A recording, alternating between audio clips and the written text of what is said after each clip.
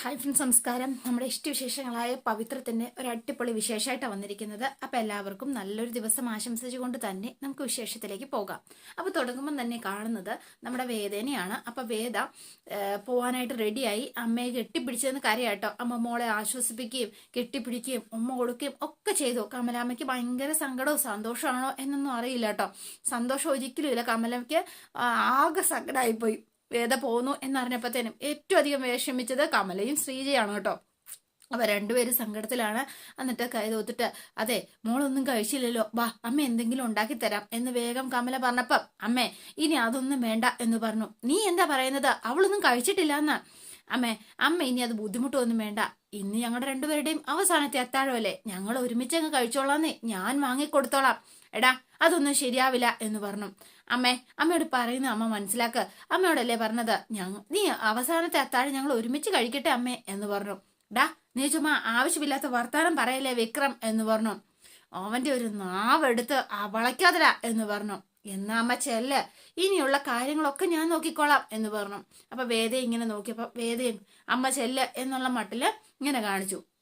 അവസാനം അമ്മ മനസ്സോടെ ആണെങ്കിലും അകത്തേക്ക് പൊട്ടിക്കറിഞ്ഞുകൊണ്ട് കയറി പോവാണ് കേട്ടോ. അമ്മയ്ക്കൊരു ഉമ്മയൊക്കെ കൊടുത്തു. അതെ ഇന്നത്തെ അവസാനത്തെ ശാപ്പാട് നമുക്ക് ഒരുമിച്ചാവാം.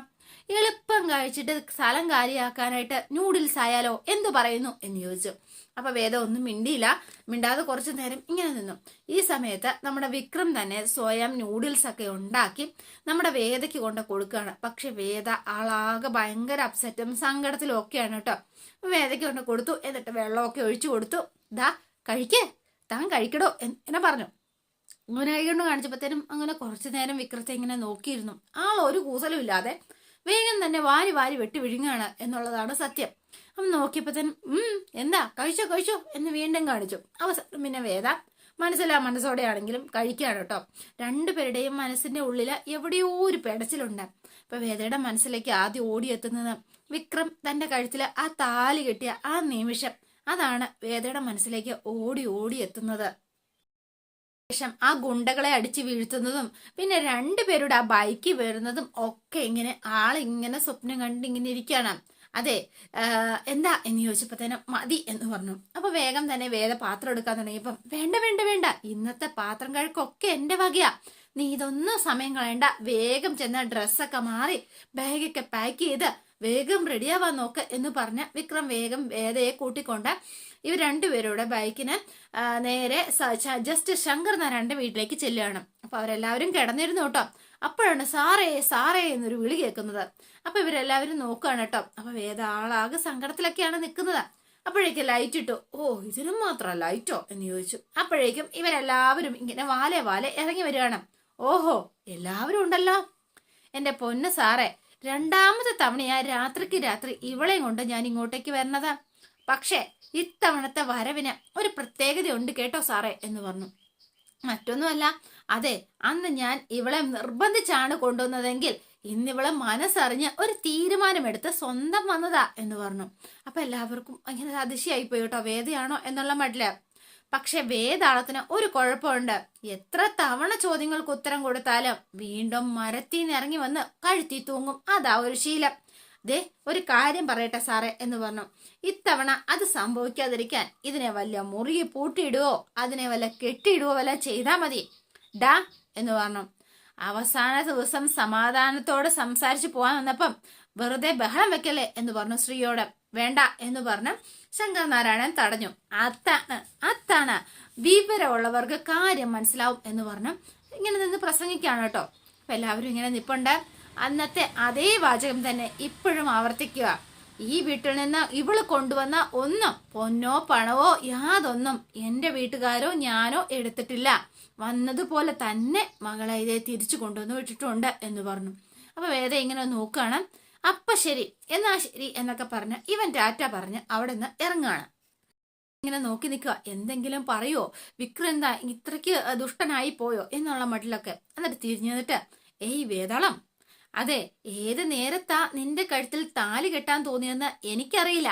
പക്ഷെ ആ ദിവസം അത് ഞാൻ മറക്കുമെന്ന് തോന്നുന്നില്ല. കാര്യം നിന്നെ കൊണ്ടു നടക്കാൻ ഒരു താല്പര്യവും ഇല്ല എങ്കിലും ഇവിടെ ഇങ്ങനെ വിട്ടിട്ട് പോകുമ്പോ എന്തോ ഒരു ഫീല് എന്ന് പറഞ്ഞു. അപ്പം വേദയുടെ മുഖത്തേക്ക് നോക്കിയപ്പം അറിയാതെ എന്തൊക്കെയോ വിക്രത്തിന്റെ മനസ്സിലുണ്ട്. സത്യത്തിൽ വേദയെ സ്നേഹിച്ചിരുന്നു വിക്രം എന്നുള്ളതാണ് സത്യം. അപ്പൊ ഇങ്ങനെ നോക്കാണ് കേട്ടോ. അതെ, അപ്പൊ ഇവർ രണ്ടുപേരും ഇങ്ങനെ സംസാരിക്കുന്നത് എല്ലാവരും ശ്രദ്ധിക്കുകയാണ്. പിന്നെ നീയുമായിട്ട് ആ വീട്ടിൽ വെച്ചുണ്ടാക്കിയ വഴക്കും വക്കാണവും തമ്മിത്തല്ലും എല്ലാം എനിക്ക് ശരിക്കും മിസ് ചെയ്യും കേട്ടോ. നിന്നോട് എന്തോ ഒരു ഇഷ്ടം അതെനിക്കുണ്ടായിരുന്നു എന്നാ തോന്നുന്നത് എന്ന് വിക്രം ഇങ്ങനെ പറഞ്ഞു. അപ്പൊ വേദ അതിശയത്തോടെ നോക്കുക. അത് നിന്റെ സ്റ്റാൻഡ്, അതിനോടുള്ള ഇഷ്ടം. ഒരു കാര്യം തീരുമാനിച്ചാൽ അതിൽ തന്നെ ഉറച്ചു നിൽക്കാനുള്ള നിന്റെ ഈ മനസ്സുണ്ടല്ലോ, അതെനിക്കിഷ്ട. കീപ് ഇറ്റ് അപ്പ് എന്ന് വേദയോട് ഇങ്ങനെ പറയാണ്. പിന്നെ എന്നെ പോലുള്ള ഒരു ലോക്കൽ റാസ്കലിന്റെ കാര്യത്തിൽ ഇടപെടാതെ നിൽക്കാതെ സ്വന്തം ലൈഫ് ഫോക്കസ് ചെയ്യണം. നീയൊക്കെയോ എവിടെയോ എത്താനുള്ള കുട്ടിയാ, എന്നെ പോലുള്ള തറകൾക്ക് ചേർന്ന കുട്ടിയൊന്നും അല്ലട്ടോ. Wish you a great future കേട്ടോ. അപ്പൊ ഗുഡ് ബൈ കേട്ടോ. കൈയൊക്കെ കൊടുത്ത് പിരിയാണ് കേട്ടോ. ഒന്ന് കൈ തായന്റെ വേതാളമേ എന്ന് പറഞ്ഞ് കൈയൊക്കെ പിടിച്ച് ഒരു ഷേക്ക് ഹാൻഡ് ഒക്കെ കൊടുത്ത് ഒരു ഓൾ ദ ബെസ്റ്റ് ഒക്കെ പറഞ്ഞ് അപ്പൊ വിക്രം അങ്ങോട്ടേക്ക് പോയി കേട്ടോ. അപ്പൊ വേദ ആളാകെ സങ്കടത്തിൽ ഇങ്ങനെ നിന്നു. അവസാനം നമ്മുടെ ശങ്കരനാരായണൻ മോളെ വാ എന്ന് പറഞ്ഞ് വിളിക്കുകയാണ് കേട്ടോ. അച്ഛ എന്ന് പറഞ്ഞ് ഓടിച്ചെന്നു. എന്നിട്ട് വേദ ഇങ്ങനെ കെട്ടിപ്പിടിച്ചിങ്ങനെ നിൽക്കുകയാണ്. അപ്പൊ എല്ലാവർക്കും ഭയങ്കര സന്തോഷമായി കേട്ടോ. പ്രത്യേകിച്ച് ശങ്കരനാരായണന് ഒരുപാട് സന്തോഷമായി മോള് വന്നതില്. അപ്പൊ മോളെ കെട്ടിപ്പിടിച്ചു ഒരു ഉമ്മയൊക്കെ കൊടുത്ത് ഇങ്ങനെ നിൽക്കാണ്. അപ്പൊ വാ മോള് കേറി വാ എന്ന് പറഞ്ഞു. അപ്പൊ വേഗം തന്നെ മോളെ നോക്കിയിട്ട് അച്ഛാ എനിക്കൊരു കാര്യം പറയാനുണ്ട്. ഇപ്പൊ നീ തൽക്കാലം ഒന്നും പറയണ്ട, വാ. പറയാനുള്ളത് എന്താന്ന് വെച്ചാ വാ മോളെ, ഒന്നും പറയണ്ട എന്ന് പറഞ്ഞു. ശ്രീ ബാഗും എടുത്ത് ശ്രീയും പുറകെ ചെല്ലുകയാണ്. അപ്പൊ എല്ലാവരും ചെന്നു. അപ്പൊ വേദ അകത്തേക്ക് കയറിയിട്ട് ഇങ്ങനെ ചുറ്റിനും നോക്കുകയാണ് കേട്ടോ. ഒന്നും കാണുന്നില്ല. ഇതെന്താ നീ എന്താ ഈ വീട് ആദ്യമായിട്ട് കാണുന്നത് പോലെ ഇങ്ങനെ ചുറ്റിനും നടന്നു നോക്കുന്നത് എന്ന് ശ്രീ ഇങ്ങനെ ചോദിക്കുക. ദിവസമായിട്ടും ഈ വീടെന്താ നിങ്ങൾ ഇങ്ങനെ ഇട്ടിരിക്കുന്നത് എന്ന് ഞാൻ വെറുതെ ഒന്ന് നോക്കിയെന്നേ ഉള്ളൂ എന്ന് പറഞ്ഞു. അല്ല, ഇന്ന് രാത്രി 12 മണി കഴിഞ്ഞിട്ടുള്ള ദിവസം നിങ്ങൾ എല്ലാവരും മറന്നു പോയോ എന്ന് ചോദിച്ചു. അതെ, ഒരു ഡെക്കറേഷനും ഇല്ല, സെലിബ്രേഷൻ മൂഡില്ല, അങ്ങനെ ഒന്നും തന്നെ ഇല്ല. അച്ഛന്റെ പിറന്നാള് സാധാരണയാണോ നമ്മൾ എങ്ങനെയാണോ ആഘോഷിക്കാറുള്ളത്? നീ ഇല്ലാതെ ഈ വീട്ടിൽ എന്തെങ്കിലും ആഘോഷം നടന്നിട്ടുണ്ടോ വേദ എന്ന് ചോദിക്കുകയാണ് പത്മ. അതുകൊണ്ടല്ലേ അമ്മ ഇന്ന് തന്നെ അവള് തിരിച്ചു വന്നത് അല്ലേ വേദ എന്ന് ചോദിച്ചു വർഷ. അപ്പൊ ഇവരിങ്ങനെ നിൽക്കുകയാണ്. അതെ, സത്യം പറഞ്ഞ ഡെക്കറേഷൻ ഉള്ളതെല്ലാം ഞാൻ വാങ്ങി വെച്ചിട്ടുണ്ടായിരുന്നു. ചെയ്യാനൊരു മൂടില്ലാത്തത് കൊണ്ട് ചെയ്തില്ലാന്നേ ഉള്ളൂ. എന്നാ പിന്നെ ഇനി നമുക്ക് എല്ലാവർക്കും കൂടി പിറന്നാളങ്ങ് അടിച്ചു പൊളിക്കാന്നേ. അതെ, എന്നാ ചേച്ചി വാ, നമുക്ക് എപ്പ തന്നെ തുടങ്ങാം. അവള് വന്നൊന്ന് കേറിയതല്ലേ ഉള്ളൂ, കുറച്ചു നേരം ഒന്ന് വെറുതെ വിടവളെ. അതെ, നീ എന്തെങ്കിലും കഴിച്ചോ മോളെ എന്ന് ചോദിച്ചു. അപ്പൊ വിക്രം ഉണ്ടാക്കി കൊടുത്ത ആ നൂഡിൽസും അത് കഴിച്ചതും ഒക്കെ ഓർമ്മിച്ചിരിക്കുകയാണ്. മുഖം കണ്ടാ അറിയാലോ ഒന്നും കഴിച്ചിട്ടില്ലാന്ന്. പത്മേ, നീ ചെന്ന് അവക്ക് എന്തെങ്കിലും കഴിക്കാൻ കൊടുക്ക്. ഇല്ല വേണ്ടമ്മേ, ഞാൻ കഴിച്ചിട്ടാ വന്നത് എന്ന് പറഞ്ഞു. ശരി, എന്നാ ഒരു കാര്യം ചെയ്യാം. അവൻ പറഞ്ഞിട്ട് പോയതുപോലെ നീ നിന്റെ സ്വന്തം ഇഷ്ടപ്രകാരം തന്നെയാണോ മോളെ വന്നത് എന്ന് ചോദിച്ചു പത്മ. നിന്നെക്കുറിച്ച് ഓർക്കാത്ത ഒരു ദിവസം പോലും ഈ വീട്ടിലില്ല. മതി, നേരെ ഇപ്പൊ തന്നെ കുറേയായി സംസാരിക്കാനും സന്തോഷിക്കാനും. നാളെ മുതൽ ഒരുപാട് സമയമുണ്ടല്ലോ. ഇപ്പൊ അവളൊന്ന് ചെന്ന് കിടക്കട്ടെ. അമ്മേ, അവളെയും കൂട്ടിക്കൊണ്ട് പോവാമേ എന്ന് പറഞ്ഞു. മനസ്സ് വിട്ടൊന്ന് ഉറങ്ങിയിട്ട് തന്നെ രാത്രികളായില്ലേ, ചെല്ലു മോളെ എന്ന് പറഞ്ഞു. അപ്പൊ മുത്തശ്ശി അവളെ കൊണ്ടകത്തേക്ക് ചെല്ലുകയാണ് കേട്ടോ. അപ്പൊ അത് കണ്ട് അച്ഛൻ സന്തോഷിച്ച് ഇങ്ങനെ നിൽക്കുകയാണ്. അപ്പൊ എന്നിട്ട് ശങ്കരനാരായണൻ പറയാണ്, ഇനി 3-4 ദിവസത്തെയും അല്ലെങ്കിൽ കുറച്ച് ദിവസത്തേക്ക് അവളോട് ആരും ഒന്നും ചോദിക്കാൻ നിൽക്കണ്ട. ആദ്യം അവള് കഴിഞ്ഞു പോയതൊക്കെ മറന്ന് പഴയ ജീവിതവുമായിട്ടൊന്ന് പൊരുത്തപ്പെടട്ടെ. അതിനുശേഷം എന്ത് വേണമെന്ന് നമുക്ക് ആലോചിക്കാം എന്ന് പറഞ്ഞു. എന്ന് പറഞ്ഞ എല്ലാവരും സമ്മതിച്ചു. എല്ലാവർക്കും ഭയങ്കര സന്തോഷമായി കേട്ടോ. അപ്പം നമ്മുടെ വിക്രം ഇങ്ങനെ പോയിക്കൊണ്ടിരുന്ന സമയത്ത് വിക്രത്തിന്റെ ഫോണിലേക്ക് കോള് വരികയാണ്. അപ്പൊ വേഗം തന്നെ നമ്മുടെ ശ്രീനിവാസ സാറ് വിക്രത്തിന്റെ ഫോണിലേക്ക് വിളിക്കാണ്. എന്തായി ഒരുക്കങ്ങള് എന്ന് ചോദിച്ചു. സാർ ഒന്നുകൊണ്ട് പേടിക്കണ്ട, എല്ലാം സെറ്റാ. തഹസിൽദാര് കൃത്യസമയത്ത് എത്തില്ലേ, അതൊന്നും നീ ഓർക്കണ്ട, ഞാൻ കൃത്യസമയത്ത് കൊണ്ടുവന്നോളാം എന്ന് പറഞ്ഞു. പിന്നെ എല്ലാവരുടെയും ഒപ്പൊക്കെ വാങ്ങിയല്ലോ. സാർ ഒന്നുകൊണ്ടും പേടിക്കണ്ട, എല്ലാം ഉറപ്പായിട്ട് എല്ലാ കാര്യങ്ങളും സെറ്റാണ് എന്ന് പറഞ്ഞു. അപ്പൊ വേഗം തന്നെ സാറ് ചോദിക്കണം, എന്നാ പിന്നെ അല്ലെങ്കിലും നിന്നെ ഒരു കാര്യം ഏൽപ്പിച്ചാല് അത് നീ എന്ത് വില കൊടുത്തിട്ടാണെങ്കിലും ചെയ്യുമെന്ന് എനിക്കറിയാലോ. പക്ഷെ സാർ എനിക്ക് ചെയ്ത ഉപകാരത്തിന് പ്രത്യുപകാരം എന്നോണം അതൊന്നും ആവില്ലല്ലോ സാറേ. സാറിന് വേണ്ടിയിട്ട് ഞാൻ ജീവൻ കളയാൻ പോലും തയ്യാറാ. ദേ, ഒരൊറ്റ അടിയാൻ വെച്ചേരും, മിണ്ടരുത് കേട്ടോ നീ എന്ന് പറഞ്ഞു. 100 തലമുറ നിനക്ക് വേണ്ടി ജീവിക്കേണ്ടതാ നീ. കുഞ്ഞുകുട്ടി പരാധീനതകളൊക്കെ ആയിട്ട് അങ്ങനെ വേണം ജീവിക്കാൻ. അല്ലാതെ അവൻ ചാവുന്ന കാര്യത്തെക്കുറിച്ച് പറയുന്നത് മിണ്ടിപ്പോവരുത് നീ, പറഞ്ഞേക്കാം. അപ്പൊ പിന്നെ പറഞ്ഞതുപോലെ തന്നെ നാളെ രാവിലെ നീ എല്ലാ കാര്യങ്ങളും സെറ്റാക്കി എത്തിക്കോ. ഒരു കാര്യം ചെയ്യ, നീ ഇവിടേക്ക് വാ, നമുക്ക് ഒരുമിച്ച് അങ്ങ് പോവാം. ശരി സാർ എന്ന് പറഞ്ഞു. പിന്നെ ഒരു കാര്യം കൂടി പറയാൻ മറന്നുപോയി. നിന്റെ കൂടെ നിന്റെ ഭാര്യ എന്ന് പറയുന്ന ആളുണ്ടല്ലോ, ആ ആളെയും കൂടെ കൂട്ടിക്കോ. പുതിയതായിട്ട് വന്നിട്ടുള്ള പോപ്പുലർ പാർട്ടിയുടെ പുതിയ നവവധുക്കളല്ലേ, നവദമ്പതികളല്ലേ. അപ്പൊ പിന്നെ അവർക്ക് രണ്ടുപേർക്കും സ്വീകരണം വേണമല്ലോ. ബാക്കിയുള്ള അണികളും കൂടെ നമ്മുടെ ഒരു അംഗത്തെക്കൂടെ കണ്ടോട്ടെ. എന്ത് പറയുന്നു? അപ്പൊ വിക്രത്തിന് മിണ്ടാട്ടോ ഇല്ല. വിക്രം മിണ്ടാതെ ഇങ്ങനെ കുറേ നേരം സ്റ്റക്കായിട്ട് നിന്നു കേട്ടോ. എന്നിട്ട് ലാസ്റ്റ് സാറിനോട് ഇങ്ങനെ പറയാം, സാറേ അത് പിന്നെ എന്നാ ശരി എന്ന് പറഞ്ഞ് വേഗം ശ്രീനിവാസ സാറ് ഫോൺ കട്ട് ചെയ്തു. അപ്പോഴേക്ക് വിക്രത്തിന് ഇനിയിപ്പോ സാറിനോടൊന്ന് വിളിച്ച് പറയണോ നാളെ വേദ ഉണ്ടാവില്ല, അവള് പോയിന്ന്?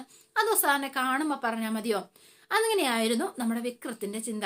എന്നിട്ട് പിന്നെ വിക്രം വിളിച്ചൊന്നുമില്ല കേട്ടോ. വിക്രം നേരെ വീട്ടിലേക്ക് തന്നെ പോവാണ് ചെയ്തത്. അപ്പൊ പിന്നെ വേറെ നിവൃത്തിയില്ലാത്തത് കൊണ്ടാണ് വിക്രം അങ്ങനെ ചെയ്തത്. പിന്നെ കാണുന്നത് വേദേനെയാണ്. അപ്പൊ വേദ ഫ്രഷായി ഇതേണ്ട മുത്തശ്ശിയുടെ അടുത്തേക്ക് വരികയാണ്. അപ്പൊ മുത്തശ്ശി ഇങ്ങനെ ടെൻഷൻ അടിച്ചിരിക്കുക. മുത്തശ്ശി എന്തു പറ്റി മുത്തശ്ശിക്ക്? ഞാൻ വന്നപ്പോ മുകളിൽ ശ്രദ്ധിക്കാം, മുത്തശ്ശിയുടെ മുഖത്ത് ഒരു സന്തോഷമില്ലല്ലോ. എന്തു പറ്റി മുത്തശ്ശി എന്ന് ചോദിച്ചു. അല്ല മോളെ, സന്തോഷമില്ലാഞ്ഞിട്ടല്ല, സന്തോഷമുണ്ട്. പക്ഷേങ്കില് അത് സന്തോഷിക്കണോ ദുഃഖിക്കണോ എന്നൊന്നും മുത്തശ്ശിക്ക് അറിയില്ല. അതുകൊണ്ടാ മോളോടൊരു ചോദ്യം ചോദിക്കണം, അല്ലെങ്കിൽ ഒരു കാര്യം ചോദിക്കണമെന്ന് മുത്തശ്ശി വിചാരിക്കുക. അത് വേണോ വേണ്ടോ എന്ന് ഇങ്ങനെ ആലോചിക്കുക. എന്നോടൊരു കാര്യം ചോദിക്കണമെങ്കിൽ മുത്തശ്ശി എന്തിനാ വിഷമിക്കുന്നത്? ആ കാര്യം മുത്തശ്ശി ചോദിച്ചോ, ധൈര്യമായിട്ട് ചോദിക്ക എന്ന് പറഞ്ഞു. മറ്റൊന്നുമല്ല, നീ വിക്രത്തിനെ പൂർണ്ണമായി ഉപേക്ഷിച്ച് നിന്റെ ജീവിതത്തിൽ ഇനി വിക്രം വേണ്ട എന്ന് തീരുമാനിച്ചിട്ടാണോ മോളിങ്ങോട്ടേക്ക് പോകുന്നത് എന്ന് ചോദിച്ചു. അപ്പൊ വേദിക്ക് മറുപടി ഒന്നുമില്ല. കുറച്ചു നേരം ആളെ സ്റ്റക്കായി നിന്നിട്ട്, മുത്തശ്ശി എനിക്ക് മുത്തശ്ശിയുടെ മടിയിൽ ഇപ്പൊ കിടക്കാനാ തോന്നുന്നത്. ശരി, മോൾ എന്റെ മടിയിൽ കിടന്നു എന്ന് പറഞ്ഞ് വേദയെ പിടിച്ച് മടിയിൽ കിടത്തി. അപ്പൊ വേദയുടെ മനസ്സിൽ വിക്രവുമായിട്ടുള്ള ഓരോ നിമിഷങ്ങൾ ഇങ്ങനെ അലയടിച്ചുകൊണ്ടേയിരിക്കുകയാണ്. അതുപോലെ തന്നെ ഒരു പെർഫോമൻസ് ഉള്ള ഒരാള് മറ്റൊരാള് അവിടെ ഉണ്ട് കേട്ടോ. മറ്റാരുമല്ല വിക്രം. വിക്രത്തിന് കിടന്നിട്ട് ഉറക്കവും വരുന്നില്ല. വിക്രം എഴുന്നേറ്റ് നടക്കുന്നു, ഇരിക്കുന്നു, കിടക്കുന്നു. ഇങ്ങനെ വെപ്രാളം പിടിച്ച ആളിങ്ങനെ നടക്കാണ്. വേദയെക്കുറിച്ചുള്ള ചിന്തകളാണ് മനസ്സ് നിറച്ചുള്ളത്. അപ്പൊ ഇതിങ്ങനെ എല്ലാവരും വേദ എന്ത് ചെയ്തു, വേദ ബൈക്കിൽ വന്ന കാര്യങ്ങള്, അത് കഴിഞ്ഞ ശേഷം വേദ എന്താ പറയാ താലി കെട്ടിയിട്ട് മുറുകി കയറിയിട്ട് അവളുടെ കയ്യിലേക്ക് വീണത്, ഇതൊക്കെ ആലോചിച്ച് വിക്രം ഇങ്ങനെ നിൽക്കുകയാണ്. ഉറക്കവുമില്ല, ഉറങ്ങാൻ പറ്റണമില്ല. വേദന ഒരുപാട് ഇഷ്ടമാണ് വിക്രത്തിന്, അതാണ് ഒരു പ്രശ്നം. പിന്നെ നമ്മൾ കാണുന്നത് പിറ്റേ ദിവസം രാവിലെ ഡെക്കറേഷൻ എല്ലാം പൂർത്തീകരിച്ചു ശങ്കർ നാരായണന്റെ ബർത്ത്ഡേക്ക്. അപ്പൊ എല്ലാം പൂർത്തിയായി. ഇനി നമുക്ക് കേക്ക് മുറിച്ചാലോ? കേക്ക് റെഡി എന്ന് പറഞ്ഞ് വാഷ് കൊണ്ടുവരികയാണ്. എന്നിട്ട് അച്ഛൻ മുറിച്ച് എല്ലാവരുടെയും വായിലൊക്കെ വെച്ചു കൊടുത്തു. എന്നിട്ട് ശേഷം അച്ഛൻ ഇങ്ങനെ തിരിഞ്ഞു തന്നെ, ഒരു സർപ്രൈസ് ഉണ്ട്, കണ്ണടച്ചേ. ആയിക്കോട്ടെ. അപ്പൊ അച്ഛൻ കണ്ണടച്ചൊക്കെ നിൽക്കുകയാണ്. അപ്പൊ വേദ അവിടെ നിൽപ്പുണ്ട് കേട്ടോ. ബാക്കി എല്ലാവരും ഗിഫ്റ്റ് ഹാപ്പി ബർത്ത്ഡേ പറഞ്ഞു കൊടുത്തു. വേദയുടെ മുഖത്ത് മാത്രം ഒരു സന്തോഷവും ഇല്ല. അപ്പൊ വർഷ ചോദിക്കാണ്, എന്ത് പറ്റി വേദ, നിന്റെ മുഖത്ത് ഒരു സന്തോഷവും ഇല്ലാത്തത്? അച്ഛന് ഗിഫ്റ്റ് കൊടുക്കാത്തതിലുള്ള സങ്കടമാണോ എന്ന് ചോദിച്ചു. അപ്പൊ വേദ അതിങ്ങനെ ആലോചിച്ച് നിൽക്കുന്നതോടെയാണ് ഇന്നത്തെ വിശേഷം അവസാനിക്കുന്നത്. ഇനി നാളത്തെ വിശേഷം ഇതിലും ഗംഭീരാണ്. നമ്മുടെ വിക്രം വാലിൽ തീ പിടിച്ച് ഓടി നമ്മുടെ വേദയെ അന്വേഷിച്ച് വരുന്നുണ്ട് കേട്ടോ. അങ്ങനെ നല്ല രസകരമായ നിമിഷങ്ങളാണ് വരാനിരിക്കുന്നത്. അപ്പൊ നിങ്ങൾക്ക് ഇഷ്ടപ്പെട്ടുവെങ്കിൽ ലൈക്ക് ചെയ്യുക, ഷെയർ ചെയ്യുക. തൊട്ടടുത്ത് ആ ബെൽ ബട്ടൺ കൂടെ ഒന്ന് ഞെക്കുകയാണെങ്കിൽ ഞാൻ ഇടുമ്പോൾ തന്നെ നോട്ടിഫിക്കേഷൻ ലഭിക്കുന്നതായിരിക്കും. പുതുപുത്തൻ വിശേഷമായിട്ട് എത്താം. Bye and see U.